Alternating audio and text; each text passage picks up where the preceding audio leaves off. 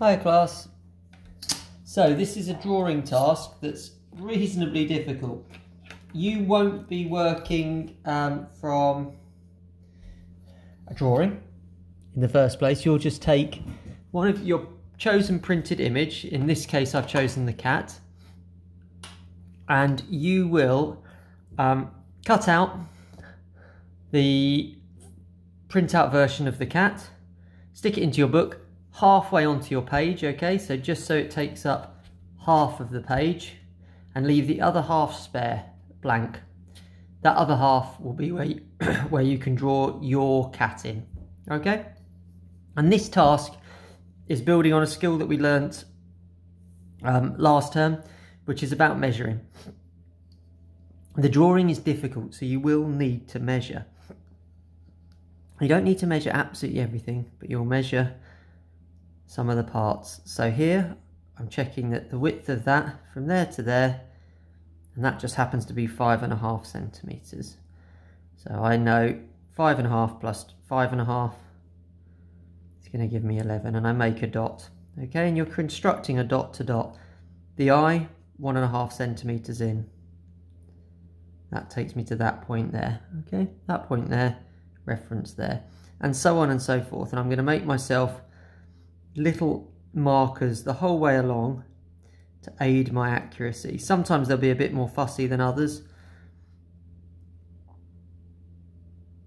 but most of the time the eye is 2 centimeters wide, just about.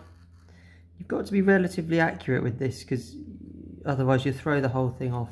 And you'll mark up these points, okay? And then you might pick another reference point. You might think, right, I just fancy getting the edge of this nose in. 1.2, so 2.4. Okay, some of you will be brilliant at maths, some of you this will be an absolute nightmare. But it's good to learn new ways of drawing. And then you can start to draw in the shapes. The other thing you can do is horizontal reference lines. So you can do things like this, so you know the eye is going to exist within this space here, okay? So that's roughly going to be my eye. And so on and so forth. You can obviously do a lot of this freehand, just pure freehand. But these systems will help you check, or draw it freehand and then check it.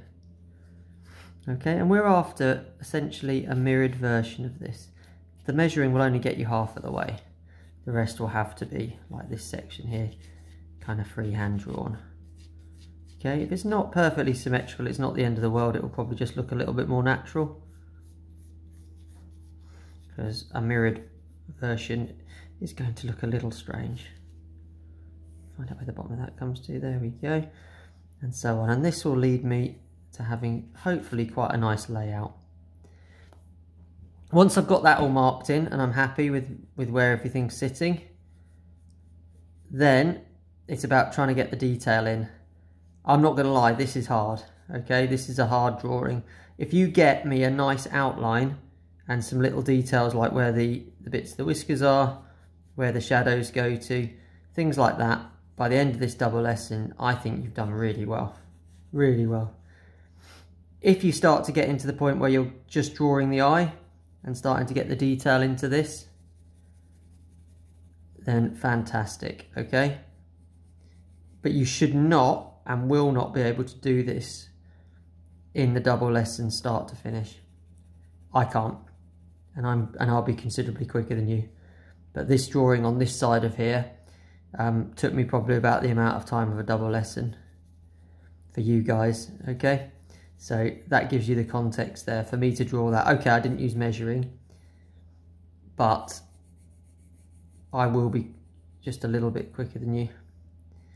You can flip the image on your computer screen or on your, and then print it out, so you get a reverse of it. Might help you a little bit when you're drawing, so you can just kind of copy from that version, or flip it on the computer screen if you're working directly from the computer screen. Think about the length of the hairs. If they're short little hairs, short little marks, try to follow the direction of the fur with your mark making. If you can't tell, just do a diagonal hatch, and then you can add little marks on top of it if needed. Work out where your very darkest areas are. Work out where your very lightest areas are that you're going to leave blank, and work out your tones in between. You're going to want about this amount of tone. You're going to want your very darkest hatching, your next, light, and then an empty one. Okay, so about 5 different tones recorded on the piece. Lovely. Good luck with it.